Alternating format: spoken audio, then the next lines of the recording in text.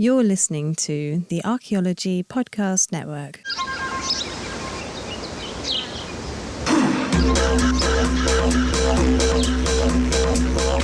Welcome to another episode of Ethnocynology. I'm your host, David Ian Howe. I'm an anthropologist and archaeologist, and today we've got a few house things to talk about with the podcast, the channel, the book, and the new course that I just launched. But before we do that, a couple of dog news things. I know the major complaint I have about this podcast that I've gotten in DMs is that I don't talk about dogs enough. Just to throw this out there, the book kind of just destroys my bandwidth with talking about dogs, and also not having one anymore makes that a little difficult. But I do have Elko, Connor's dog, my roommate's dog. So, I mean, I do have a dog still. It's just, it's a little different. And then I spend all day writing the book or the chapter, and then I'm like, I can't fathom talking about dogs really quick. But the other reason too is I've been trying my best to, rather than do these long, lengthy kind of waffling stream of consciousness podcast, do the ones where I have a researcher on and I go through it, a paper, or go through a new study that's come out and talk about it at length professionally, if that makes sense. And those take a long time. So I do have two of those in the works, one with Dr. Angela Perry and another with the guy, Dr. Marsh is his name, who just released one of the new studies that just came out this week that I'm about to talk about. But yeah, so I will have dog stuff. I just want to make sure they're good. And whenever I do a dog lecture or a dog-centered video, it does pretty damn well on YouTube. So I try my best to make them good. So, and that way, also listening to it here on the podcast, it should be good in that sense. But I think more of you guys like the stream of consciousness ones that are fun. But to get the two house things that, no, not the house things. We're going to see, here I go waffling. The two new studies. One of them was a dog found in Britain, I think 14,000 years ago. And the other was a 15,000-year-old dog in Turkey. Now, what I find interesting about these papers is that, yeah, it's really interesting news. And it's like, the 15,000-year-old dog is the oldest confirmed dog now in Europe, or I guess Turkey is a NATO country, but not Europe, it's Asia. But in non-Siberia, where dogs are domesticated, right? And I think a major piece of importance here, we talked about in the Monteverde video, is how when you read a science headline in the news, let's say NPR, New York Times, Nat Geo, I think New Scientist is a New Scientist is a big one. Nat Geo, I saw a bunch of friends shared it, and a bunch of people messaged me with it. All of them saying, date for dog domestication pushed back by thousands of years. That's just not true. And then another one that's like oldest dog found, and I didn't see any that were like befuddling scientists, but it says rewrites dog history, the usual shit you see in all these papers. And I'm not denigrating this. I haven't talked with the researcher yet on the Anatolia paper. I've talked with a few friends and colleagues about the other papers that have come out. It seems sound. There doesn't seem to be anything of, no fishiness with it. And if we have the genetic dates for the dogs, here's where it gets interesting, because we know through Dr. Perry's work and other researchers that dogs should exist by 20,000 years ago in Siberia. We know that genetically, because that's where they split off and diverge into the North American dogs and the Eurasian dogs, which then become African and Australian dogs later on as well. So we know dogs are domesticated 20,000 years ago. We know that, but through genetics, at least, it's hard to find. And I talked about this in the lecture, and I talk about this in the course that I'll talk about as well. It is difficult at that time to tell, is this a dog or is this a wolf? Because evolution is not Pokemon. It doesn't happen overnight. How would we know, it's still a wolf at that point, a domesticating, or a proto-dog, we should call it, a wolf undergoing domestication. So it doesn't look like a dog overnight. It takes thousands of years. So at this point in time, we know genetically dogs should exist by then. They have the traits and the genes that if you were to find a dog in the ground, should compare at 20,000 years ago, should compare pretty evenly with a domestic dog today. And we knew that before, since like 2018, 2019, 2020. Now with these papers, though, what you're seeing is filling in that gap. We now have evidence of that. We now have evidence of a dog in Anatolia 15,000 years ago. And again, as we discussed in the Monteverde video, wait for rebuttals. There could be people that are not, on board with this and they want to refute that, because oftentimes, is it a dog or is it a wolf way back then? Is their genetic testing correct? Is it, were they just looking to call this a dog and were wishful thinking with the genetics? I haven't been able to dive into it as well as I can with a Clovis or a pre-Clovis site, which is why the Monteverde video is so interesting to me, because that stuff I know, it's physical and tangible. We can touch it, we can see it. With genetics, it's kind of out of my wheelhouse, and I kind of just have to trust the science. But there's also competing papers that come out that say one thing or say another thing. And what I try to do best, and I think this is why I've been successful with it, is I try my best to synthesize all of that and just say what I think is the most safe thing to say, if that makes sense. So is a dog a descendant of gray wolves or a domesticated gray wolf? Is it a descendant of that? Or are they cousins to the wolves today? Are dogs a different species than the gray wolves today? I would argue no. Many people will argue that they are, and there does seem to be an agenda with that too. I think a lot of people don't want to say that dogs and wolves are the same species because that would make dogs aggressive, or they have those tendencies, and it's just seems to be an agenda to me to say that sometimes. Or if not an agenda, it's just obviously wishful thinking, or it's what they want to think. But the main tangent I'm trying to not go on here is that at that time, whether it was a gray wolf, an extinct wolf species, the gray wolves that are alive today, species is a spectrum. We don't exactly have a defined term for species. It's just a word we attribute to something. So kind of like with the dog and the wolf, it being not Pokemon, how does it evolve overnight into a dog? Like, what is more Canis lupus than Canis lupus familiaris at that time? Genetics can tell us that. Essentially, it just, like, if you could just think of like Anubis holding the scale, or just think of a scale, Lady Liberty holding the scale on the New York flag, right? I'm looking at the New York flag right now. If you put a dog and put new dog remains on that scale and say, is it a dog or a wolf on the other side or whatever, it should balance out and say, like, if it has enough dog genes, yes, it's more dog than it is wolf, so therefore we can call it that. But there's still an in-between. All that to say, the people that are pushing that dogs are their own species, not a subspecies of the wolf, they're not descended from the same wolves we have today, I would argue it doesn't matter. All dogs, coyotes, dingoes, jackals, or not all jackals, that gets confusing too, but we'll just say all dogs, coyotes, dingoes, wolves, all proper wolves that exist today are wolves. They're in the genus Canis. They can all interbreed. We know dogs can interbreed with wolves. We know coyotes can interbreed with dogs and wolves. We know coyotes can interbreed, or dogs interbreed with wolves and coyotes. We know dingo, like it's all the same. So it's the same species to me. Now other people might lump and split, but all that to say, we don't exactly have a firm idea of what that is. And then there's everything's called a dog, like an African wild dog, a village dog, there's like bone crushing dogs, which are not related to dogs, and they existed millions of years ago, diverged. It's confusing, right? So all that tangent aside, I think the safest bet that I try to do is synthesize all that and just say that dogs are wolves. Like, it's from whether it is a proper gray wolf today, an extinct gray wolf species, or something that diverged, and that wolves that live today and dogs had a common ancestor that's now dead or like missing. It doesn't matter because that animal was still a wolf. Like, you know what I mean? So it like, it's just not the proper gray wolf that we have today because they're the living descendants. The same way, and when people don't understand evolution, I try to explain it this way. And bear with me here, when the British colonists came over here, and let's just say Jim Chipslop hopped on a ship, left Bristol, and came to Virginia. And then that guy's descendants ended up rebelling against the crown, joined the revolution, fought against the revolution, or against the king, gained independence. And now Jim Chipslop and his cousin, who lived in England, have now had many descendants. Let's call him Mike Chipslop.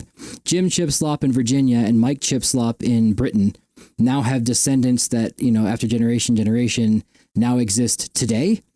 And they both speak English. They both have the same language. We both came from the same, like my last name is Howe. It is an English ancestry name. It's Gaelic. We all come from the same people, but we live in different sides of the world. Our language has changed a bit, right? We have American English and then British English, and then American English is probably more similar to what they spoke, but that's besides the point. You have basically, Jim Chipslop is the ancestor of wolves, right? That I'm trying to look for, of dogs. So if Jim Chipslop in America and Mike Chipslop over in England are dogs and wolves, the person that sailed over way back when, before the Revolution, is the ancestor we're looking for, right? So it's still a British person, but now we just randomly changed our name from Great Britain to the United States of America. It's just nomenclature, but we have the same genes. Does that make sense? I don't know if everyone's always on board when I explain it that way. But I often do that, trying to explain how chimpanzees and humans have a common ancestor. But British people and American people speak the same language. We have the same genes for the most part, but we have intermixing, right? We have intermixing with German ancestry, Irish ancestry, Black ancestry, and Native American ancestry over here. And my family, Ukrainian ancestry, right? But from people from all over. Moldova, I think, is where our family's from. It's all mixed in. My mom's family, my dad's family is obviously where that comes from. But all that to say, is intermixing, just like coyotes and wolves re-interbreed with dogs and new wolves over time. So it gets muddled and befuddled. That's not the word. I'm befuddled. But it gets muddled, right? And that causes issues. So I think this was 3 tangents aside. Now back to the papers. What makes these papers cool, if they're correct? And again, I can't confirm the genetics myself just looking at them because I don't know genetics that well, is that we know that date when Jim Chipslop, the wolf, left Siberia, or lived in Siberia 20,000 years ago. His descendants should look like dogs, right? And anything in between there, between that wolf and today, I'll stop with the Jim Chipslop. Between that wolf and today should look like a dog, if it's in the dog variety. If it's adapted to life among Homo sapiens, is how I would define a dog. Now, we know that, but now this new one in Anatolia and this new one in Britain now fill in that gap. We know, okay, cool. There were dogs. They domesticated 20,000 years ago in Siberia. Now we found one more in Turkey, found one more in Britain. That's all it really means. And before that, the Bone Oberkassel dog or wolf, we'll call it canid, that was buried with 2 people in Bone Oberkassel, Germany 14,000 years ago was currently the oldest dog that I can firmly say is. I think Dr. Perry argues it's more of a wolf, but I guess the qualifying point that I would make is that it was buried with 2 people, and it was like nursed, or not nursed at like a human's breast, but like it had canine distemper, and they were chewing up food and giving it to it and stuff like that, possibly. But either way, its canine distemper healed for a bit, but then it died of malnutrition. They were caring for it, and it was buried with 2 people. That's 14,000 years ago. Now we have a dog 15,000 years ago in Anatolia, and another 14,000 years ago in Britain. So that's the oldest one in Britain, at least. The 14,500 in Germany is a little older. And then the Natufian burial in the Levant, the lady that's buried with a puppy, definitely definitive evidence of human-dog bond at that point. The Coster dog in Illinois 10,000 years ago. So we're now filling in the gaps, which is pretty cool. And it's interesting that this just popped out the same 2 weeks. Like I thought they were the same study, and people were just misquoting it, saying England and not Anatolia, which is interesting. So that's fun stuff. Actually, let's just take a quick commercial break. And we're back. So that I find super interesting. I'm excited. I never had Dr. Perry on to talk about her genetics research with that firm date of 20,000 years ago, and then dogs dispersing into the Americas, which is clearly 2 of my niche interests, is the history of the Americas and dogs. So I'm going to have her on to do that. And then Dr. Marsh was the name. Marsh was the lead author on the paper that came out that was all over the news. I emailed him. We're in correspondence. Going to get him on and talk about the new paper that came out, and hopefully ask some questions about genetics and all that. So that should be fun. And those 2 things, I really want to lay those scientific papers out. And I'm glad I got the practice in with the bone needle video, the Monteverde video. What did I do before that? The other bone needle video. And then there was another, the horses, right? The horse ones I think did really well. Actually, the horse one, besides my lecture, the first horse podcast I did with Will Taylor is the best performing video on my YouTube after my lecture, which is unfortunate because it's about horses, not dogs, but I guess because it's about human animal interaction, not exactly thermoregulation in the Ice Age in Wyoming. So that's interesting. But now that I have the practice doing those podcasts, I think it's time I have those 2 on and do a really good, and do the due diligence I want to do on those videos, showing the animations of the maps and all that, of how this is just super fascinating. So all that said, let's move on to the other things I need to discuss. I have recently partnered with Fluent Pet. That is Alexis Devine, who has I Am Bunny on Instagram and TikTok. She's the one who taught her dog to speak with buttons, and she teaches courses on how to use those buttons and speak with the dogs and stuff. But she saw that I had posted a year and a half ago now that I wanted to do this course, and I was going to do it. And if I got enough interest, I would record it and do it, put it on my website and sell it. But she was like, hey, I'm doing this course. I already have this thing structured, ready to launch to do this. Do you want to just do it with me? We'll take a cut. And I was like, yeah, let's just do that because it makes it way easier on me. I recorded all the classes. The only issue is now when I say oldest dog is a little outdated, but I think I mentioned in the video that this could all change overnight. I kind of lay that out in the first few. The first episode or the first course is just an introduction to dogs and everything I know about them and what we're going to talk about in the course.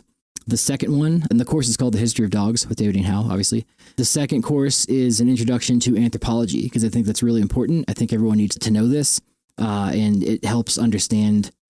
I want, before people take the course, to get into the mind frame of where I'm at with human culture and human society and how that applies to dogs. The next episode is Domestication 101, so talking about how dogs, not just dogs, but how animals were domesticated and early plants and animals become domesticated, how the agriculture came about and all that, and how do we define domestication, what is species.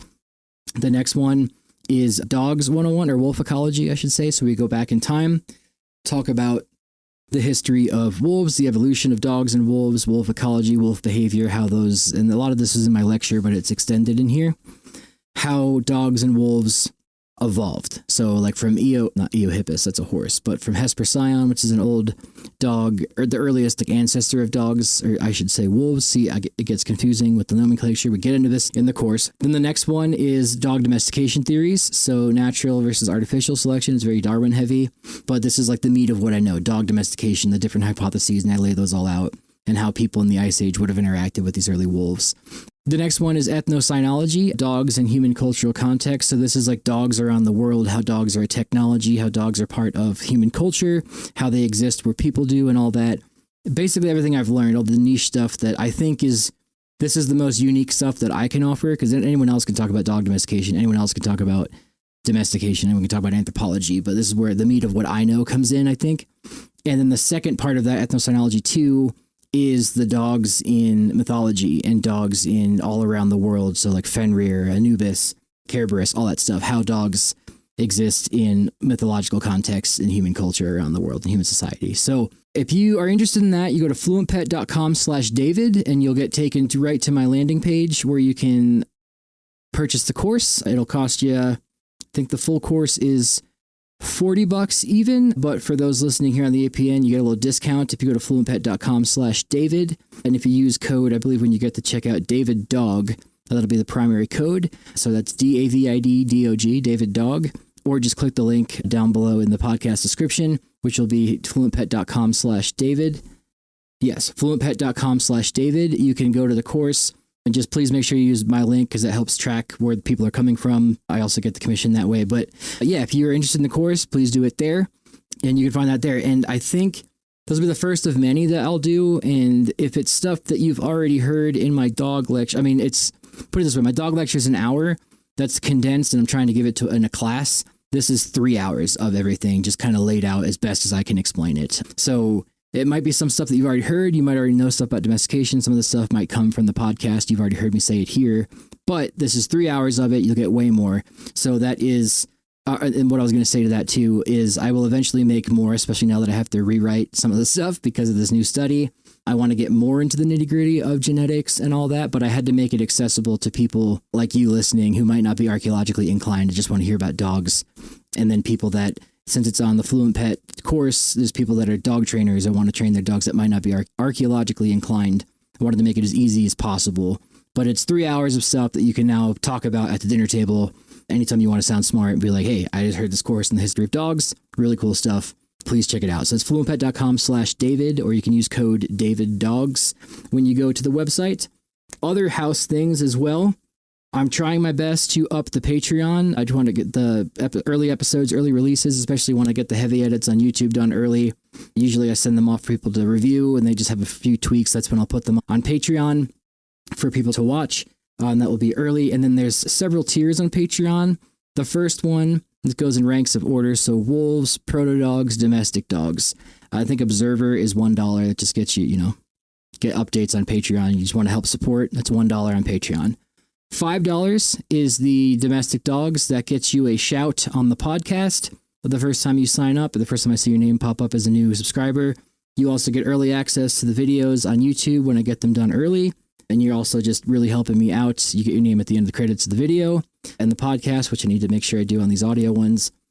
And then the other one that will really help is the $10 tier. If you just want to do the $5, I totally get it. $10 tier is the book tier. Anybody that signs up for that, I'm keeping a list of. I will make sure to get you I can't guarantee a signed copy of the book up front, but I can get you something I can send you, which is I worked out with my people that I can send you to put inside your book, like a little insert that I can definitely give you that, because it depends on the publisher, how many free copies I get to give out and all that. So I can definitely give you that assigned insert that I can guarantee. And that'll be the $10 tier. That also just really helps out with this. The biggest complaint I have on my YouTube channel is they don't like how, people love it. They do love the way it's just, I interview somebody in person. You can hear me talking in the background, and then it cuts to me at my desk giving context and then asking the question again. That's because I only have one camera and only have one nice mic. So the more people that help donate to Patreon, or the people that sign up for the course, the more of that I can help. I can up the production value and eventually travel around and do this, go to those people that I want to interview and record, which is what I've been trying my best to do as I've gone. Let me drink here. And then there's a $20 tier, which I'm still working out. If you want to be generous and join the $20, go for it right now. But that's the one I'm going to do like a live once a month, like class discussion. But I don't want to make people just pay $20 recurring every month to do that. I might just sell it as like tickets to an event on Zoom where we have a class discussion on, let's say, are horses more important to human history? And we just discuss as a group, and I give like a reading, we all read it, or like a new study that came out. We can all discuss the new study. What do you think about it? What are your qualms with it? How that works? I'll eventually get there. So if you're feeling generous, you can do the $20 tier, but as of right now, I don't have that fully structured yet. But the best way you can help is the $10 and $5 tier. So the proto dog and the domestic dog tier. And every time you do that, you do get your name right at the end. I will do that at the end of this podcast. And then two other house things. I have now started launching office hours and media consulting. Now, the other thing I get emailed about constantly is, hey, I need help with this paper. Mostly people just saying, can you send me a list of sources to read? No, that's your job. You're supposed to be studying this. Go research it yourself. I try my best to help, and this is why I'm trying to write a book, so that I can just give people my book, which has all the references in the back that they can cross-reference and find when they need to cite things. But that's on you. You got to do that research. I'm happy to help steer you in the direction, but I can't just give you like a list of a bunch of stuff. That's defeating the purpose of research. So I've done this here. If you need help with a paper, if you need help with advising, career advising, because that's what I did for 4 years when I worked at the curation lab. I helped advise. I helped edit resumes. I helped edit CVs. You can go to my website, davidandhow.com/office hours, and you can sign up for that. And you just get like I think it's a half hour, but I'm happy to do an hour if you're a podcast listener. Basically, if I was a professor, I'd have open doors where you can come in Tuesday and Thursday at 12 to 2, where you can just come in and talk to me about whatever you need. So for papers, for school, for work, just want to talk about research or, advising, that's what that would be. So that's davidandhow.com/office hours. You can talk about anything there. And then another thing I get messaged about all the time is, how do I do what you do? How do I set up a podcast? How do I make a YouTube channel? How do I post Instagram? Well, how's the algorithm work? How do I get what camera do I need to get? What mic do I need to get? And that's all stuff that I'm happy to kind of give. If someone DMs me, I'm happy to give them that information, but it's got to be specific. And then a lot of people want help starting a channel or starting a podcast or starting an Instagram or a TikTok. So I've just offered this mostly because it's just difficult to say that all through a direct message on Instagram or an email. It's just easier if we meet face to face in a meeting.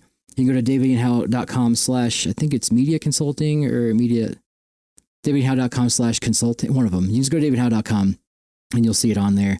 And then you can sign up on there too. You'll meet through Calendly, and you meet with me on Google Meet or Discord or Zoom, whatever you want to do. And I think it's right now set to Discord or Google Meet because I don't have a Zoom subscription. We'll meet on there and we can discuss whatever you want. If you need help setting up a podcast, how do you do audio? How do you do this? How do you do that? How do you do, I don't want to that's more for the APN to do podcast stuff, but YouTube, Instagram, TikTok, how all that works. I can help you do that. I can't guarantee I'll share your stuff because then I have to do it for everybody. But if you need help getting started with that, the best advice and the how I got started with all this is I always forget to tell this when people ask me this. I met this guy named D4 Darius. It's D, the letter D, 4, the number 4, Darius on YouTube. He has an Instagram as well. Really good filmmaker and just like a young guy my age who just teaches filmmaking tips and tricks. And he was like one of the first YouTubers I followed back in like 2018, 2019, when like that was still new, or like following one every day, who vlogged, I guess. He had a private meeting thing just like this on his channel, on his website, and I booked a meeting and I was just like, here's what I want to do. I'm an archaeologist. I want to talk about this stuff. I don't know what camera to get. It's all overwhelming. How do I write scripts? How do I do this? How do I make short films? And he's like, don't do that. Just start. And I was so pissed off with that information because I paid to hear this from him. And I was like, that's all you guys say. And like we talked and he was like, clearly you're a bright guy. Like you know what you're doing. You know what you want to talk about. You just have to like, don't get bogged down with what camera you need to get, what angle, the lighting and all that stuff. Like, don't worry about that. That'll come naturally as you go. You just have to start. And I know everyone probably hates hearing that advice too, but that is the best advice I can give you. And that's the best free advice I can give you right now is if you want to do this, just start.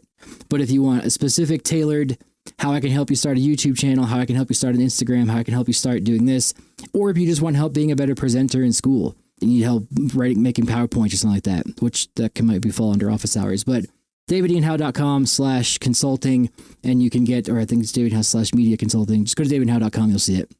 And I can help you with that. So that is the Fluent Pet course. If you want to join the course and download, it's a one-time download, $40. You get a discount if you're a podcast listener. That's fluentpet.com/David, or use code DavidDogs at checkout. And then if you want help with advising, if you want help with school, you want help with anything like that's office hours, that's davidhowe.com/office hours. And if you want help with media stuff, that's davidhowe.com/media consulting. And the main reason I'm doing it through Calendly and all that is because, like, not that I want to take your money, it's just the easiest way to do it. But also, if you have paid and you click the thing and we have a meeting scheduled, I won't forget it. Because I got a million things to do every day. And a lot of times I've missed meetings with people that I'm more than happy to meet with. It got busy and completely forgot. But if I'm being paid to be there and like, this is my job, I will be there. And I've done a few of these already through people that already saw it on my website. And it's been really fun. So I really appreciate that. So that's office hours and media consulting. And with that, we are out. And next week, hopefully, should be an episode on dogs. Thank you very much. Please remember to rate and review the podcast. If you haven't listened to any of the wonderful shows in the APN, please do that. There's plenty. You can do the all shows feed. You can hear them all. Just get a sample of them. Check out the Plains Anthropology Podcast and my trial. There's tons of good ones. The Archaeology Show, tons of them. So please go listen to those. Oh, the Plains Anthropology. I think I said that. So anyway, thank you very much, and I'll see you next week. And almost forgot.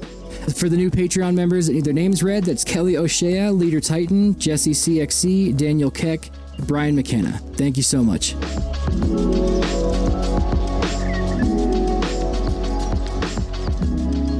Thanks for listening to this podcast. The Archaeology Podcast Network's chief editor is Rachel Roden. Our executive producer is Ashley Airy. Our social media and newsletter coordinator is Matilda Siebrecht. The APN was founded by Chris Webster and Tristan Boyle on December 1st, 2014. We're supported by our amazing podcast hosts, many volunteers, and listeners like you. Check out membership at www.archpodnet.com/members. This has been a presentation of the Archaeology Podcast Network. Visit us on the web for show notes and other podcasts at www.archpodnet.com. Contact us at chris@archaeologypodcastnetwork.com.